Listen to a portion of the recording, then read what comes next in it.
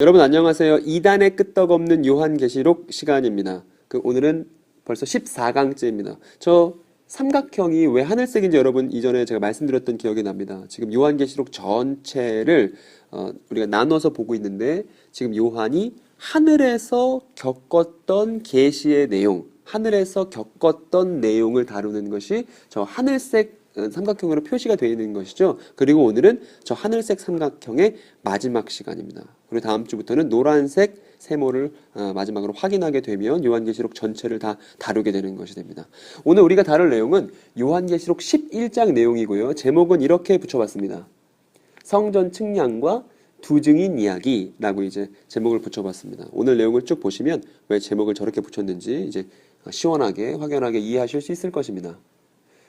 제가 아까 말씀드렸던 화살표들의 더미가 저런 것이거든요. 그래서 우리는 여는 말에서 시작해서 1장에서부터 3장에 이르는 반모섬에서 요한이 겪었었던 일에 대해서 우리가 확인했었고, 그 다음 이제 4장에서부터 11장에 이르는 저 하늘에서 있었던 일을 다루고 있는 중입니다.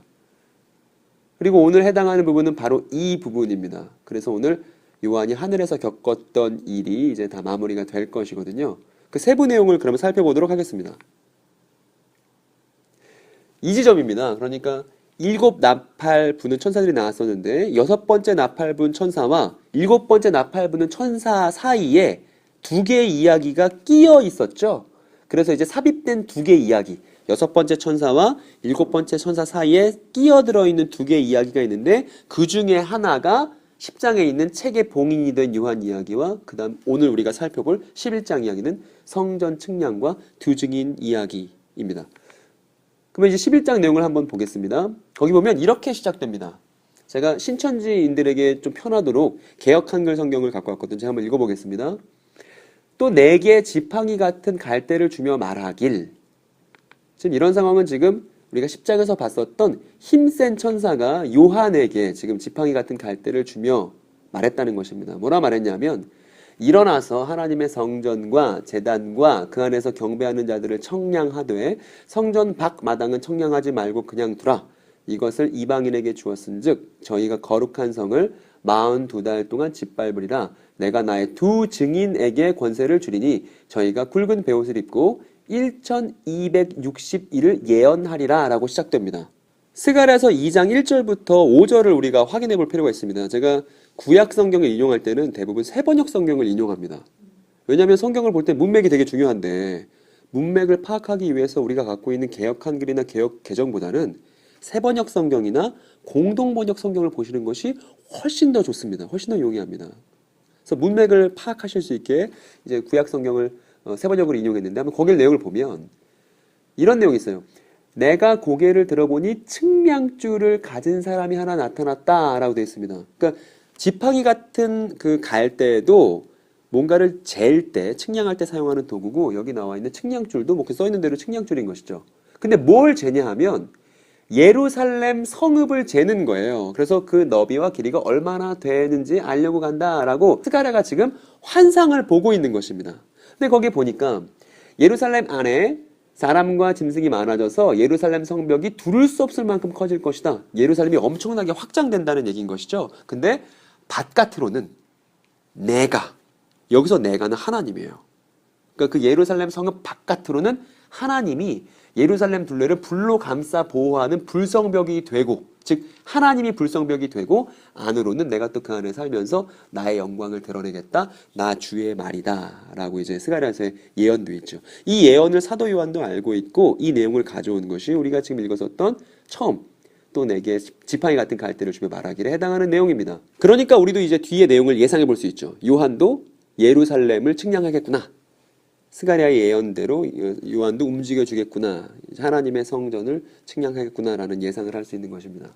그리고 성전을 측량하는 내용은 에스겔서 40장부터 48장에도 이제 자세히 나오고 있습니다. 그러니까 요한계시록의 문맥을 확인하고 싶다면 어떤 내용인지 자세히 또 알고 싶다면 에스겔서 40장부터 48장을 읽는 건 필수적인 일입니다. 한번 여러분들이 꼭 집에서 읽어보시기를 제가 권해드립니다. 세번역으로 읽으면 너무 좋습니다. 그래서 뒤에 보니까 하나님의 성전과 제단과 그 안에서 경배하는 자들을 청량하되 성전 밖 마당은 청량하지 말고 그냥 둬라. 이거 이방인에게 준 거다. 그리고 기간이 42달이다. 이런 내용이 나오는데요. 그 안에서 경배하는 자들, 즉 성전에서 경배하는 자들은 누구냐면 우리가 앞에서 봤었던 14만 4천의 사람들인 것이죠. 즉 하나님께 선택을 받아서 하나님을 섬기는 자들, 하나님의 나라와 제사장들이 되는 이 14만 4천이 저기서 나오는 그 하나님의 성전에서 경배하는 자들입니다. 제가 예루살렘 성전의 그림을 갖고 왔는데요.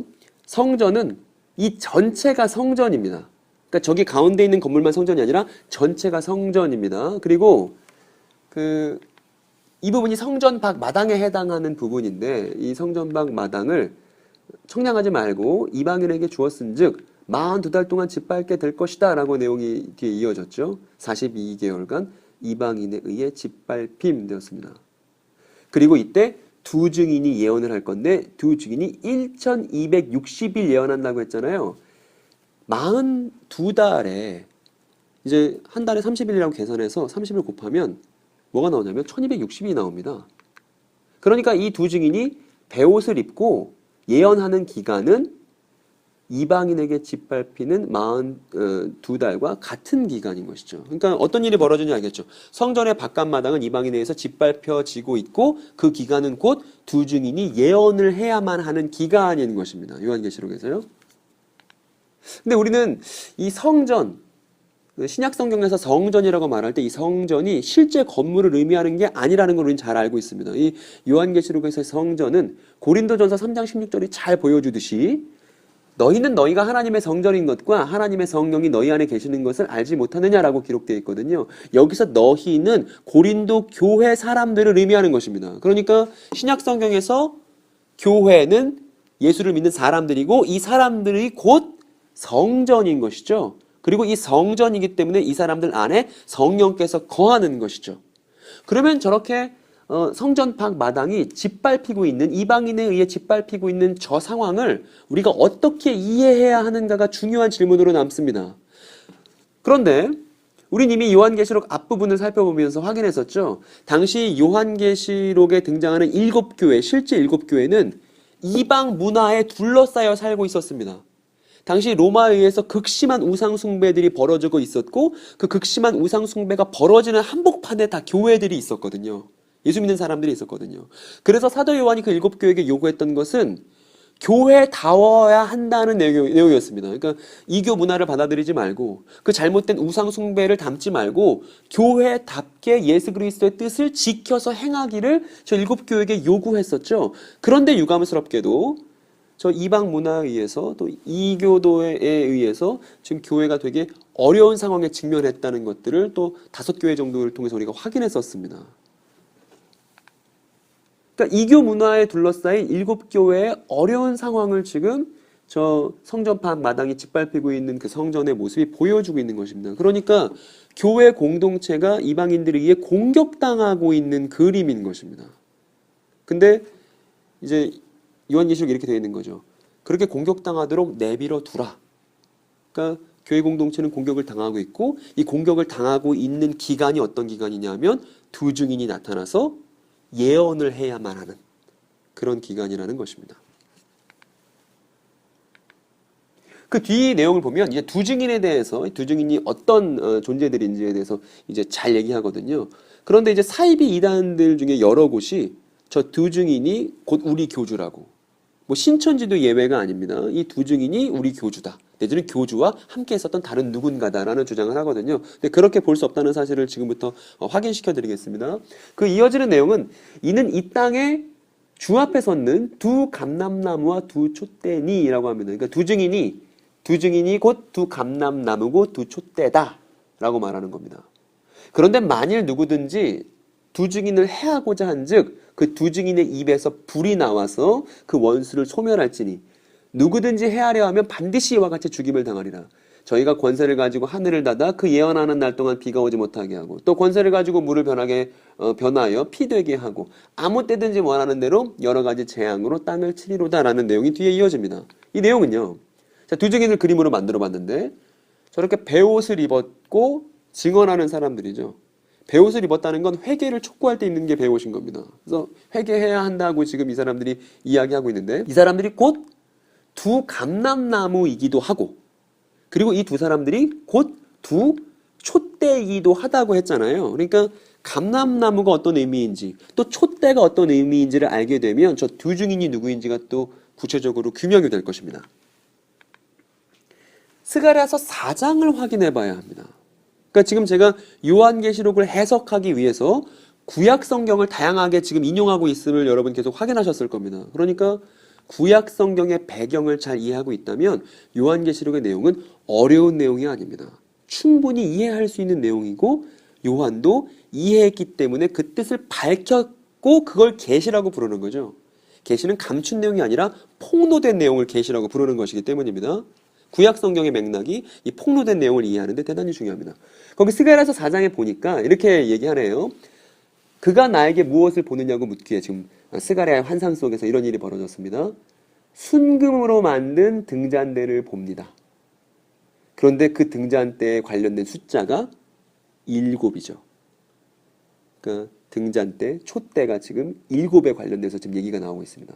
그리고 올리브나무, 감람나무 두 그루가 서 있습니다. 그런데 뒤에 해설도 해줘요. 이것은 주님께서 스룹바벨을 향하여 두고 말씀하신 것이다 라고 되어 있습니다. 이 스룹바벨 어떤 사람이냐면 예루살렘 성전이 박살났을 때 그 성전을 다시 재건한 사람이에요. 이 사람은 성전과 관련된 사람입니다. 성전을 건축한. 그래서 다시 재건한 성전을 스룹바벨 성전이라 부르거든요. 근데 그 뒤에 되게 멋있는 구절이 있습니다. 그런데 이것은 힘으로도 되지 않고 권력으로도 되지 않고 오직 하나님의 성령으로만 될 것이다 라고 되어 있습니다. 그리고 이어지는 내용은 그 천사는 올리브나무 두 그루와 가지 두 개는 온 세상을 다스리시는 주님을 섬기도록 주님께서 기름 부어서 거룩히 구별하신 두 사람이다 라고 말해 주었습니다 라는 내용이 나옵니다. 그럼 우리가 이상의 내용을 통해서 알 수 있는 건 먼저 촛대는 교회라고 예수님이 해설해 주셨습니다. 요한계시록 1장 20절의 말입니다. 촛대는 교회예요. 그리고 7 촛대죠. 저 7 촛대가 교회라고 예수님이 분명히 요한계시록 1장에 말씀하셨으니까 촛대는 교회임을 우리가 놓치지 말아야 되겠고요. 그 다음 보면 성령으로 된 성전에 대해서 우리가 또 확인했었죠. 즉 힘으로도 되지 않고 권력으로도 되지 않고 하나님의 성령으로만 건축되는 성전이 곧 교회인 것입니다. 그래서 성령으로 된 성전, 곧 예수 그리스도를 믿는 사람들을 의미하는 것이거든요. 그 다음 마지막으로 기름 부어서 하나님이 거룩하게 구별하신 사람들은 어떤 사람들이냐면 왕 같은 제사장 나라죠. 즉 예수 그리스도를 믿어서 성령이 부어져서 하나님의 제사장으로 임명된 사람들을 가리키는 것이고 이 사람들이 곧 신약의 교회라고 베드로전서 2장 9절에서 얘기했습니다. 그러니까 이상의 내용들을 통해서 두 증인이 누구인지 우리는 분명하게 알 수 있습니다. 두 증인은 곧 교회예요. 성령 받아서 예언의 역할을 수행하고 하나님의 뜻을 증언하는 교회가, 즉 예언자적 사명을 감당하는 교회가 두 증인이고 두 감람나무고 두 촛대라고 할 수 있습니다. 그리고 교회는 예수님을 닮았습니다. 여러분 기억나실 겁니다. 그 예수님이 요한계시록에서 싸우실 때 사용하시는 무기가 있거든요. 예수님의 무기는 입에서 나오는 양날검이었죠. 그 입에서 나오는 양날검은 진짜 입에서 뭔가 막 칼이 나오고 이런 뭐 마술 같은 그림이 아니라 하나님의 말씀으로 싸우신다는 내용이잖아요. 예수님의 입에서는 양날검이 나오는데 그 예수님을 따르는 교회는 입에서 뭐가 나오냐면 불이 나와요. 그러니까 입에서 뭔가 나오는 걸 가지고 전투한다는 측면이 예수님과 대단히 닮아 있습니다. 그리고 거기 보면 예언을 하는 날 동안 비 오지 못하게 하는 건 엘리야가 그렇게 했었죠. 아합 왕이 다스릴 때 이제 비 안 올 거야. 3년 동안 비 안 올 거야 라고 이제 아합 왕한테 얘기하지 않습니까? 이거 엘리야에 관련된 내용이고요. 그 다음 물을 변해서 피가 되게 하는 건 파라오 앞에 섰던 모세가 보여줬던 것이죠. 저 엘리야와 모세는 구약 성경의 대표적인 예언자들입니다. 구약 성경을 대표하는 예언자들, 하나님의 뜻 따라서 증언했던 사람들인 것이죠. 그러니까 모세, 엘리야 이렇게 예언자적 사명을 감당했었던 대표적인 사람들이 지금 언급된 것입니다. 그러면 이제 이런 질문이 생길 수 있죠. 왜 두 증인인가요? 왜 두 사람인가요? 왜 교회는 아까 7교회라고 했는데 여기서는 왜 둘만 왜 언급하는 건가요? 이런 질문이 있을 수 있습니다. 거기에 대한 해답을 신명기가 전달해주고 있습니다. 거기 19장 15절에 보니까 어떤 잘못이나 어떤 범죄라도 한 사람의 증언만으로는 판정할 수 없습니다. 두세 사람이 증언이 있어야만 그 일을 확정할 수 있습니다. 즉, 그 증인은 하나님의 말씀을 어기는 것에 대해서 확정할 수 있는 최소 단위의 숫자인 것입니다.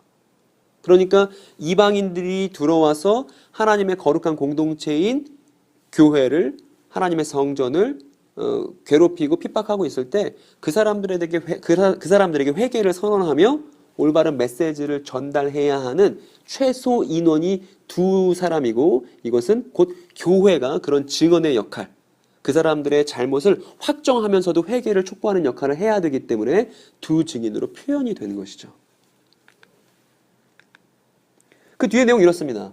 저희가 그 증거를 마칠 때에, 그러니까 42달이 지난 겁니다. 1260일이 끝난 거예요. 그렇게 되면 무적행으로부터 올라오는 짐승이 그 두 증인과 더불어 전쟁을 일으켜 저희를 이기고 저희를 죽일 터인즉 저희의 시체가 큰 성 길에 있으리니 그 성은 영적으로 하면 소돔이라고도 하고 애굽이라고도 하니 곧 저희 주께서 십자가에 못 박히신 곳이라. 백성들과 족속과 방언과 나라 중에서 사람들이 그 시체를 사흘 반 동안을 목도하며 무덤에 장사하지 못하게 하리로다. 이 두 선지자가 땅에 거하는 자들을 괴롭게 한 거로 땅에 거하는 자들이 저희의 죽음을 즐거워하고 기뻐하며 서로 예물을 보내리라 하더라 라고 내용이 이어집니다. 그러니까 지금 증거를 마칠 때는 42개월간 이방인에 의해 짓밟히는, 하나님의 성전에 짓밟히는 일이 끝난 겁니다. 그리고 두 증인이 이제 예언할 필요도 없어지는 때가 온다는 것이죠. 여기 저희로 더불어 전쟁을 일으켜 라고 해서 전쟁이 나는데, 이 전쟁에 대해서 자세히 말하고 있는 부분이 요한계시록 12장에서부터 22장까지 이 나머지 내용 전체가 될 겁니다. 그러니까 이 짐승과의 전쟁에 대해서 자세한 내용을 이제 뒤에 설명할 텐데, 지금은 간단하게 프리뷰 해주는 겁니다. 간단하게 지금 설명만 해주는 겁니다. 그래서 저 전쟁에 관련돼서는 제가 추후에 자세하게 설명을 드릴 것입니다. 그리고 여기서 보면 그 성, 두 증인이 이제 짐승에 의해서 죽임당하는데, 그 죽임당한 시체가 큰 성길에 있는데, 그 큰 성을 영적으로 하면 소돔이라고 부르기도 하고 애굽이라고 부르기도 한다, 이집트라 부르기도 한다 이렇게 했습니다. 실제 지명은 아닐 거예요. 왜냐하면 소돔이 있는 지리적 위치와 이집트가 있는 지리적 위치는 다르니까 실제 지명을 얘기하는 게 아니라 어떤 의미를 깨닫기를 바라는 메시지인 것입니다. 그래서 앞에 영적으로 하면이라고 되어 있는 것이죠. 그리고 결정적인 증거가 나오는데, 십자가에 못 박히신 곳이라 하면 또 어디냐면 예루살렘이죠. 그러니까 지리가 다 달라요. 그리고 요한계시록 안에서는요, 그러니까 십자가에 못 박히신 곳은 예루살렘인데, 또 당장 지금 사도 요한이 우상 숭배하는 그 큰 도시와 지금 맞서고 있는 그 사도 요한이 말하고 있는 그 우상 숭배 도시는 곧 로마거든요. 그러니까 지리적으로는 예루살렘일 수도 있고 로마일 수도 있고 뭐 소돔, 애굽 다 말하는데, 이 모든 도시들의 공통점이 있습니다. 소돔, 이집트, 예루살렘, 로마, 이런 도시들의 공통점은 하나님께 반역하는 도시라는 것이죠. 즉 올바른 메시지를 증언하는 두 증인을 핍박하고 괴롭게 하는, 하나님께 반역하는 도시라는 특징이 있습니다. 그러니까 이것을 보고서 하나님의 거룩한 도시와 맞서는 도시, 이제 요한계시록 맨 뒷장에 가면 하늘에서 도시가 내려올 겁니다. 근데 그 하늘에서 내려온 도시와 맞서는 반대급부의 도시가 곧 여기서 말하는, 영적으로 하면 소돔이고 애굽이라고 하는 예수께서 십자가에 못 박히신 곳의 의미입니다. 그리고 그 뒤에는 우리가 배웠던 게 나왔네요. 백성들, 족속, 방언, 나라, 이렇게 계시록에서 비슷한 단어들을 4번 반복할 때는 땅 전체라는 의미를 가지고 있습니다. 그러니까 여기 보면 전 세계 사람들이죠. 백성, 족속, 방언, 나라, 전 세계 사람들이죠. 그래서 우리가 좋아하는 찬양 중에 비전이라는 찬양에도 이 4번 반복되게 나오는데, 그게 전 세계 사람들이라는 뜻이겠죠. 근데 여기 보면 이 전 세계 사람들이 어떻게 하냐면 그 시체를 사흘 반 동안 그냥 지켜만 보고 있어요. 원래 사람이 죽으면 그 죽은 사람을 잘 묻어줘야 되는 게 되게 당연한 인륜이겠죠. 그래서 안티고네라는 또 그리스 문학에서도 그 사람 묻는 문제를 되게 중요하게 얘기하는데 여기 보니까 사흘 반 동안 무덤에 그 두 증인의 시체를 장사하지 못하게 만듭니다. 그러니까 전 세계 사람들의 미움을 받았던 교회인 것이죠. 전 세계 사람들의 미움을 받았던 이 두 증인인 것입니다.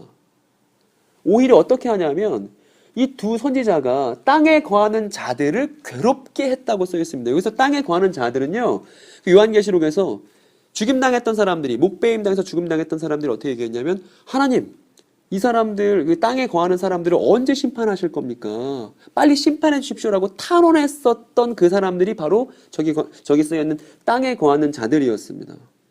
근데 이 땅에 거하는 사람들을, 즉 하나님의 부르심 받지 않고 하나님의 부르심 거절했던 저 땅에 거하는 자들에 대한 심판을 요한계시록이 촉구하고 있었는데, 저 땅에 거하는 자들이 이번에는 두 증인의 죽음을 즐거워하고 기뻐하며 서로 선물 보내주고 그렇게 축하했다는 것입니다. 그 뒤에는 근데 이런 일이 벌어집니다. 반전이 있어요. 이 짧은 그 11장 두 증인 이야기에 반전이 있습니다.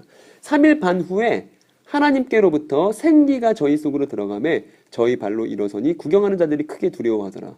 하늘로부터 큰 음성이 있어 이리로 올라오라. 이런 내용들이 나왔네요. 그런데 이 부분은 분명히 말씀드릴 부분이 있습니다. 어떤 거냐면 성경에 생기라고 돼 있는 게 몇 번 나와요. 근데 신천지에서는 이 생기를 되게 중요하게 얘기합니다. 그래서 이제 아담에게 그 코에 생기를 불어넣으셨다. 이게 아담에게 성령 들어가는 것이다. 또 그게 또 말씀 받는 것이다. 뭐 이런 식으로 곡해하거든요. 그런데 여기서 생기라고 하는 단어, 성경에 똑같이 생기라고 번역되어 있지만 원문은 다른 경우들이 있습니다. 그래서 아담이 받은 건, 아담이 창조되었을 때 그 코에 생기를 넣었다는 건 성령 받은 게 아니에요. 그때는 푸시케를 받은 겁니다. 즉 아담이 생명되었다는 구절도 있는데, 아담이 생명되었다는 건 그냥 아담이 살아있는 생명체가 되었다는 얘기입니다. 이건 하나님의 거룩한 숨결을 받아서 그리스도인이 되었다는 얘기가 아니에요. 그런데 이때 이 생기, 요한계시록 11장에 나오는 생기는요, 생명체가 되었다는 게 아니라 원문에 보면 푸뉴마 조에스를 쓰고 있습니다. 저 푸뉴마라는 단어는 성령을 지칭할 때 쓰는 단어예요.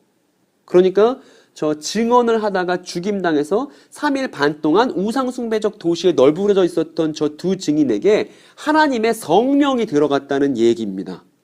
그러니까 저건 아담에게 들어간 생기와는 단어가 전혀 다른 단어를 쓰고 있다는 걸 여러분께 꼭 말씀드리고 싶습니다. 그랬더니 그들이 발로 일어섰잖아요. 우리가 부활이라고 얘기하지만, 다시 부자와 활자를 써서 얘기하지만 원문에서 부활은 다시 일어섬입니다. 제가 이거 다른 영상에 소개시켜드린 적이 있습니다. 부활은 일어나는 거예요. 그러니까 이걸 보고서 저희 발로 일어서니라고 했을 적에 부활했구나 라고 이해해야 되는 것이죠. 그러니까 부활은 자기 몸을 가지고 죽음으로부터 일어나는 것이 부활인 것입니다. 그러니까 이 내용들은요, 그 예언자들이 부활했습니다. 예언자들이 승천했어요. 그리고 도시에 대한 심판이 벌어졌습니다. 그래서 그 시에, 그 우상숭배적 도시에 큰 지진이 일어나서 그 성의 10분의 1이 무너지고 지진에 죽은 사람이 7,000명입니다. 그리고 앞에서 그토록 회개하지 않았었던 땅의 사람들이 마침내 어떠한 모습을 보여주냐면 그 남은 자들이 두려워하여 영광을 하늘의 하나님께 돌리는 일이 벌어집니다. 그러니까 일곱 나팔 부는 내내 땅의 사람들은 죽을 것 같은 고통이 있었지만 회개하지 않고, 너무나 괴로웠지만 회개하지 않고 이런 모습만 보여주다가 이 두 증인의 죽음과 부활과 승천 이후 심판이 벌어질 때 비로소 영광을 하늘의 하나님께 돌리는 일이 이 장면에서 기록이 되어 있죠. 그리고 되게 비슷하죠. 예수님의 결말과 저 예언자적 역할을 수행했었던 교회의 결말이 대단히 비슷하지 않습니까? 부당하게 죽임당하고 부활하고 승천하고, 이런 내용들이 요한계시록 11장에 이어지고 있습니다. 그리고 지금 말씀드렸었던 그 남은 자들이 두려워 영광을 하늘의 하나님께 돌리더라, 반전이 벌어졌죠. 그래서 마침내 남은 자들이 하나님께 영광을 돌렸습니다. 그래서 이상의 내용들이 요한계시록 11장에 나오는, 그리고 일곱 나팔, 여섯 번째 나팔과 일곱 번째 나팔에 끼어들었던 이야기 두 개 중에 두 번째 이야기에 해당하는 성전 측량과 두 증인에 해당하는 이야기, 두 증인 이야기에 해당하는 내용들을 우리가 다 살펴보는 겁니다. 그리고 이런 구절이 나오죠. 둘째 화는 지나갔으나 보라, 셋째 화가 속히 이르는도다. 그래서 7개 나팔 중에 5번째, 6번째, 7번째만 화라고 지금 말한다고 제가 지지난 영상에서 말씀드리지 않았습니까? 그리고 확인해 보면 5번째, 6번째, 7번째 있는데 이제 6번째 천사 이야기가 끝난 겁니다. 그래서 이제 화라고 또 얘기했습니다. 그리고 우리는 비로소 이제 마침내 7번째 천사의 이야기만 남겨두고 있습니다. 요한계시록 11장 15절에서부터 18절에 해당하는 내용입니다. 거기 보면 이렇게 되어 있습니다. 7번째 천사가 나팔을 불매, 이제 최종적인 나팔을 부는 것이죠. 하늘에 큰 음성이 나서 가로되 세상 나라가 우리 주와 그 그리스도의 나라가 되어 그가 세세토록 왕노릇 하시리로다 하니 하나님 앞에 자기 보좌에 앉은 24장로들이 엎드려 얼굴을 대고 하나님께 경배할 가로되 감사오니 옛적에도 계셨고 시방도 계신 주 하나님 곧 전능하신 이여 친히 큰 권능을 잡으시고 왕노릇 하시도다.